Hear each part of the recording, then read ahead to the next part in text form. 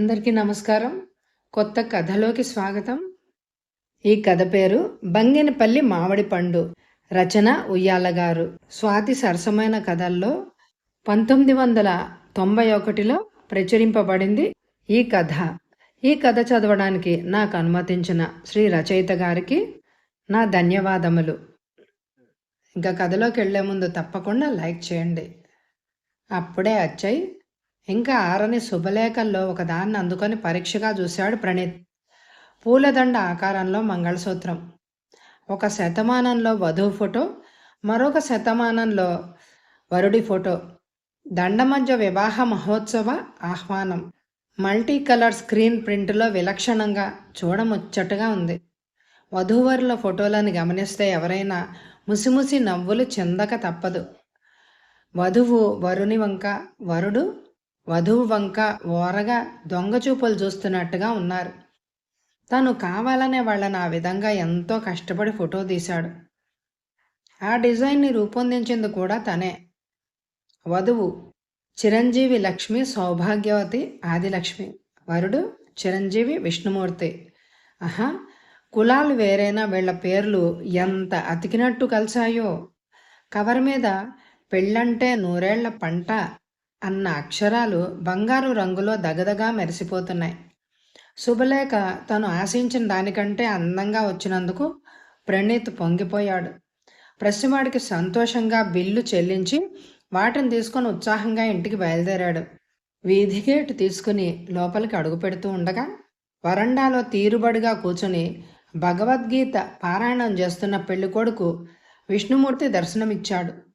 ఆ దృశ్యం చూడగానే ఒళ్ళు మండిపోయింది. ప్రణీత్ దాదాపు నాస్తికుడు, విష్ణుమూర్తి ఏమో 16 అణాల ఆస్తికుడు. మామూలు కంటే భక్తిభావం ఒకంత ఎక్కువనే చెప్పాలి. ఇటీవల టీవీలో రామాయణం మహాభారతం సీరియళ్లను చూశాక అది మరింత ముదిరింది. ఈయనగారి పెళ్లి పనులన్నీ నెత్తినేసుకుని నానా హైరానా పడుతూ ఉంటేనేను ఈ మానవుడు ఎంత నిశ్చింతగా ఉన్నాడో. పైగా అదేదో పరీక్షకు ప్రిపేర్ అవుతున్నట్టు ఇప్పుడు ఈ గీతాపారాయణం ఏమిటో అనుకున్నాడు కసిగా. ఖాళీ కూర్చుని పెద్దగా శబ్దమయ్యేలాగా లాగి విష్ణుమూర్తి ఎదురుగా కూర్చున్నాడు. తలెత్తి ప్రణీత్ని చూసి విష్ణుమూర్తి మొహంలో బుగ్గలు సొట్టలు పడేలాగా చిరునవ్వు వెలిసింది. ఆహా, ఏం స్టైల్ అనుకుంటూ చేతిలోని ప్యాకెట్ని అందించాడు ప్రణీత్. ఏంట్రా ఇది? కళ్ళు చిట్లిస్తూ అడిగాడు విష్ణుమూర్తి. నీ వెడ్డింగ్ కార్డులు, సీరియస్గా చెప్పాడు ప్రణీత్. విష్ణుమూర్తి నిర్ఘాంతపోతూ ఇవన్నీ ఎందుకురా అన్నాడు. బాగుంది, సరిపోతాయో లేదో అని నేను హడిలిపోతుంటే ఇవన్నీ అంటావేంట్రా? అంటే ఎంతమందిని పిలుద్దామని రా నీ ఉద్దేశము? ఊళ్ళో వాళ్ళందరినీ. విష్ణుమూర్తికి ఆ తలతిక్క సమాధానం కించిత్తు కోపం తెప్పించింది. అయినా తమాయించుకున్నాడు. ఎందుకురా ఈ అనవసరపు ఖర్చు? దగ్గర వాళ్ళని ఒక 4 పిలుచుకుంటే చాలదా? నా కోసం నువ్వు ఇలా డబ్బులు తగిలేయడం నాకేం నచ్చడం లేదు అన్నాడు. డబ్బు గురించి నువ్వేం పట్టించుకోవద్దన్నానా? అసలు నీ ఉద్దేశం ఏమిటి? ఈ మాత్రం ఖర్చు పెట్టే స్తోమత నాకు లేదనుకుంటున్నావా? ఓ సత్కార్యం చేసే అదృష్టం లభించినందుకు నేనెంతో పొంగిపోతూ ఉంటే అడుగడుగున అడ్డుపడతావెందుకు? ఇంకోసారి డబ్బు మాట ఎత్తామంటే చూడు అన్నాడు తెచ్చిపెట్టుకుంటున్న కోపంతో. అది కాదురా అంటూ విష్ణుమూర్తి ఏదో చెప్పబోయాడు. నాకింకేం చెప్పొద్దు. శుభలేఖలు ఎలా వచ్చాయో చూసుకో. పెళ్ళికి ఇంకా 4 రోజులు కూడా లేదు. నాకు అవతలు బోలెడన్ని పనులున్నాయి అంటూ లోపలికి వెళ్ళిపోయాడు ప్రణీత్. చేసేదేం లేక శుభలేఖల ప్యాకెట్ విప్పాడు విష్ణుమూర్తి. ఒక్కసారి అతని మొహం విప్పారినట్టు అయింది. అంత గొప్పగా అచ్చువేయిస్తాడని ఊహించలేదు. ఏమిటో వీడి అభిమానం అనుకున్నాడు. దృష్టి పెళ్లి కూతురు మీద నిలిచిపోయింది. ఎంత అందంగా నవ్వుతోంది ఆదిలక్ష్మి. పైగా ఆ ఊరచోపు ఎంత కవ్వింపుగా ఉందో. ఆ నవ్వే కదూ తనని పిచ్చివాణ్ణి చేసింది. ఒక్కసారి చిన్నప్పటి రోజులు స్మృతి పదంలో మెదిలాయి. అప్పట్లో ఆదిలక్ష్మి కుటుంబం తన ఇంటి పక్కనే ఉండేది.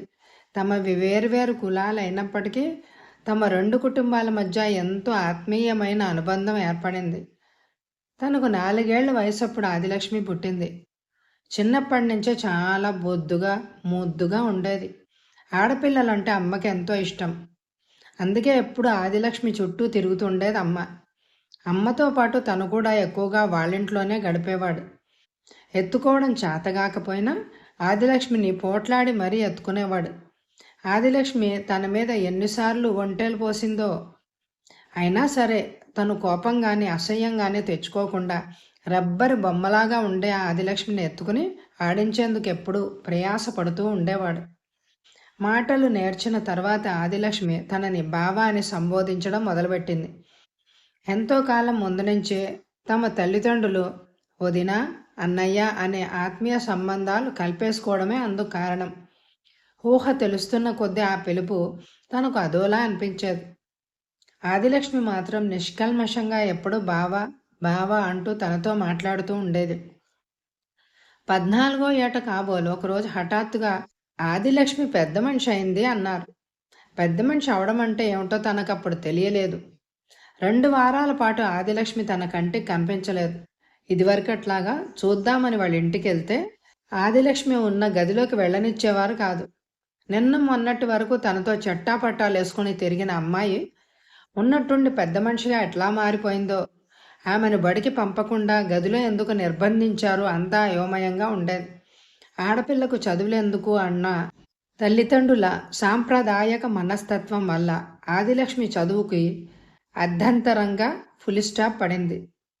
కొన్ని రోజులు గడిచాక ఆదిలక్ష్మి అప్పుడప్పుడు ఏ కిటికీలో నుంచో తలుపు చాటు నుంచో కనిపించడం మొదలుపెట్టింది. తమ రెండిళ్ల మధ్య చిన్న పెట్టగోడే అడ్డు కాబట్టి ఒకరినొకరు చూసుకునేందుకు, కళ్ళతో పలకరించుకునేందుకు వీలైంది. మరికొన్నాళ్లకి ఆ ఆంక్షలు కూడా సడలిపోయి రాకపోకలు ఎప్పట్లాగా సాధారణమైపోయాయి. ఓణి పరికిణీలు ఆదిలక్ష్మి నిజంగా ఆరిందాలాగా అనిపించేది. శరీరంలో ఏవో వంపులు సొంపులు, మొహంలో తెలియని మెరుపు తనలో ఎంతో ఆసక్తిని రేకెత్తిచ్చింది. అప్రయత్నంగా తన దృష్టి ఆదిలక్ష్మి ఛాతీ మీద నిలిచిపోతూ ఉండేది. తను అది గమనించి ఓణిని సవరించుకుంటూ సిగ్గుతో మెలికలు తిరిగిపోయేది. చేతులు అడ్డు పెట్టుకుంటూ మాట్లాడేది. తమకు ఊరి చివర చిన్న మామిడి తోట ఉండేది. ఓ వేసవి సాయంత్రం ఆదిలక్ష్మి అనుకోకుండా తనతో పాటు మామిడికాయలు కోసుకునేందుకు తోటకు బయలుదేరింది. పచ్చని ఆ తోటలో తామెరువురు ఎంతో స్వేచ్ఛగా గెంతులేశారు. చల్లని వాతావరణం, ఏకాంతం, స్వేచ్ఛ తనలో చిలిపి ఊహలు రగిలించాయి. ఆదిలక్ష్మిని ఒక్కసారి ఏదో సినిమాలో ఎన్టీ రామారావు హీరోయిన్ని గట్టిగా కౌగిలించుకోవాలని, ఆమె బుగ్గల మీద ముద్దు పెట్టుకోవాలని అనిపించింది. ఆ కోరిక అంతకంతకు ఉధృతమైపోయింది. తను ఆ ప్రయత్నం చేస్తే అరుస్తుందేమో, గొడవ చేస్తుందేమో అన్న జంకు. భయం ఓ పక్క, వివసుణ్ణి చేసే కోరిక మరో పక్క. ఆ రెండింటి మధ్య ఎంతో సతమతమైపోయాడు తను.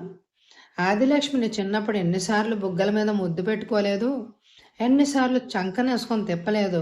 ఇప్పుడు అడిగితే ఎందుకు కాదంటుందిలే. నవ్వుతూ తుళ్ళుతూ నిష్కల్మషంగా మాట్లాడుతున్న ఆదిలక్ష్మిని కల్మష మనసుతో చూస్తున్న కొద్దీ తనలో ఉద్రేకం పరవళ్ళు దొక్కుతోంది. వయస్సు, ఏకాంతం, వాతావరణం అగ్నికి ఆజ్యం పోయసాగాయి. ఏంటి బావా ఆలోచిస్తున్నావు? అనుమానంగా అడిగింది. అబ్బే ఏం లేదు అని మొహం తిప్పేసుకున్నాడు. ఎలా ప్రొసీడ్ కావాలో తెలియలేదు. అంతలో చెట్టు కాస్త ఎత్తుగా ఎర్రగా ఒక మామిడి పండు కనిపించింది. చటుక్కున మనసులో ఫ్లాష్ వెలిగినట్లయింది. లక్ష్మి, ఈ చెట్టు పళ్ళు ఎంత తీయగా ఉంటాయో తెలుసా? చక్కెరకేళిలే అనుకో.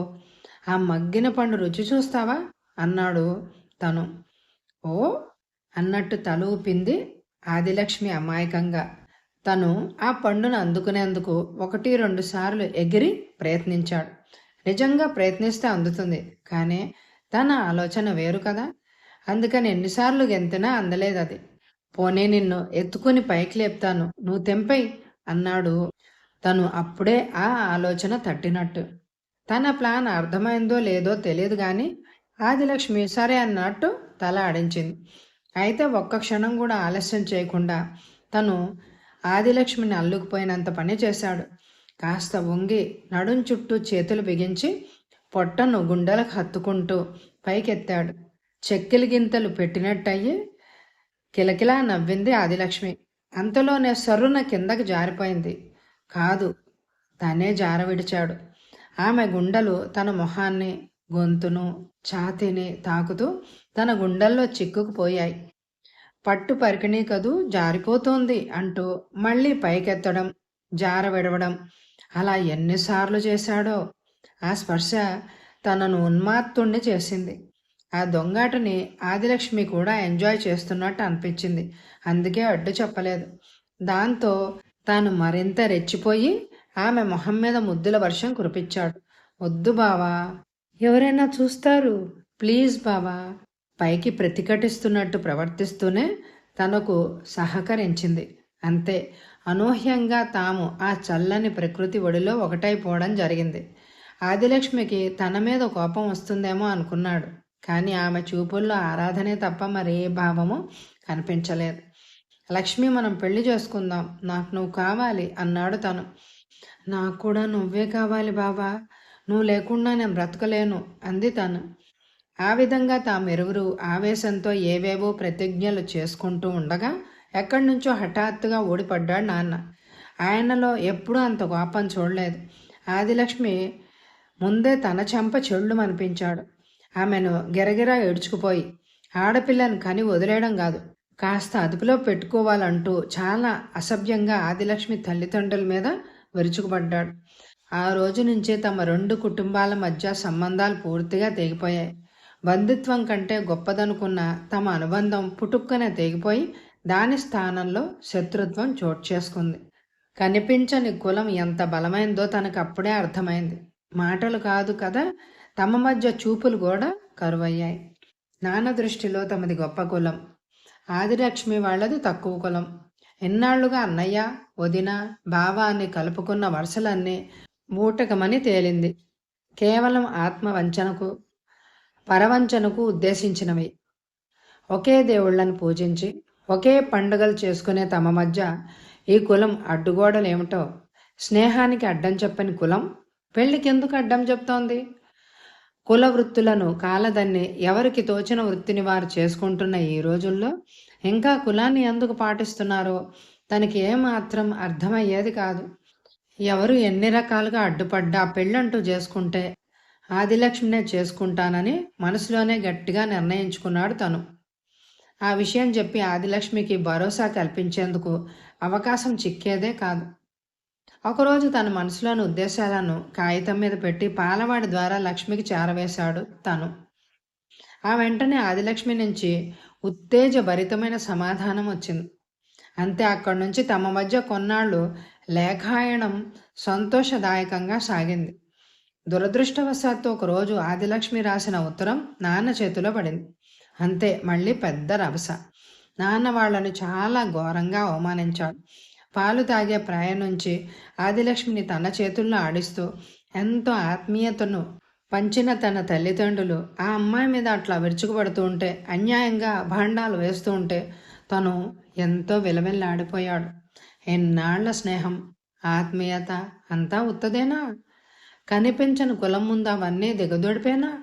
మొట్టమొదటిసారిగా తను నాన్నపై తిరగబడ్డాడు. చెయ్యి ఎత్తితే విదిలించు కొట్టాడు. మాటకు మాట జవాబు చెప్పాడు. ఆదిలక్ష్మి లేకుండా తను బ్రతకలేనని అమ్మను ఎన్నో విధాల ప్రాధేయపడ్డాడు. ఎవరి మనసు కరగలేదు. తమ గొడవలు అట్లా సాగుతుండగానే ఆదిలక్ష్మి వాళ్ళు ఇల్లు ఖాళీ చేసి ఊరొదిలి వెళ్లేందుకు ఉద్యుక్తులయ్యారు. ఆ రోజు సామాన్ సర్దుకుని వాళ్ళు స్టేషన్కి వెళ్తున్నారని తెలియగానే తను కూడా ఎవరి కంటా పడకుండా స్టేషన్కి చేరుకున్నాడు. తనను స్టేషన్లో చూసిన ఆదిలక్ష్మి ఎంత పొంగిపోయిందో.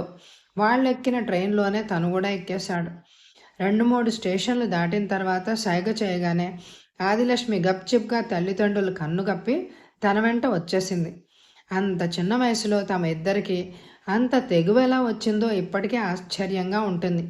కట్టుబట్టలతో స్వేచ్ఛా ప్రపంచంలోకి అడుగుపెట్టిన తనకు స్నేహితులే అండగా నిలిచారు. ఆ తర్వాత తమ ప్రేమను పెద్దలు గుర్తించారు. తాము ఏ అఘాయిత్యానికైనా పాల్పడతామేమోనని భయపడి తమ 2 కుటుంబాల కులం అడ్డుగోడల్ని అధిగమించేందుకు సిద్ధమయ్యారు.